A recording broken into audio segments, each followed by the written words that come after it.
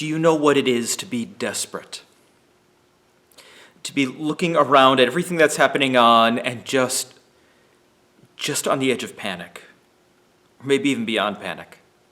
You know that something has to be done, and you're not entirely sure what, but it needs to get done quickly. This week we're going to talk about desperation, and we're going to talk about a man named Jairus. Mark chapter 5 says this: When Jesus had again crossed over by boat to the other side of the lake, a large crowd gathered around him while he was by the lake. Then one of the synagogue rulers named Jairus came there. Seeing Jesus, he fell at his feet and pleaded earnestly with him, "My little daughter is dying. Please come and put your hands on her so that she will be healed and live." So Jesus went with him. Jairus was desperate. His little girl, she was 12 years old, and she was dying. And in his desperation, Jairus turned to the only person he knew who could fix it: Jesus.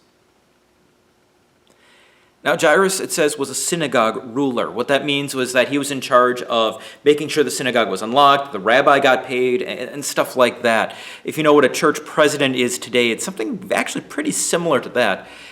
But it is very likely that Jairus had witnessed Jesus perform some miracles even in his own synagogue.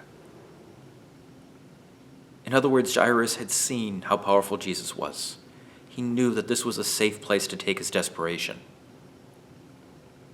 Now, how about you?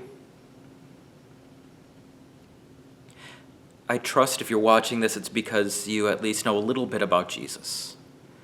That Jesus has done miraculous things, that he has healed so many, but even more, that he knew you at your darkest and still loved you enough to die for you.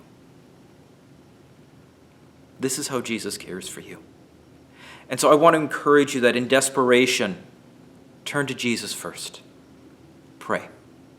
Now, he may bless us with other things to deal with whatever the problem is. Maybe it's doctors or other friends, and those things are blessings, and I want you to take advantage of them as well.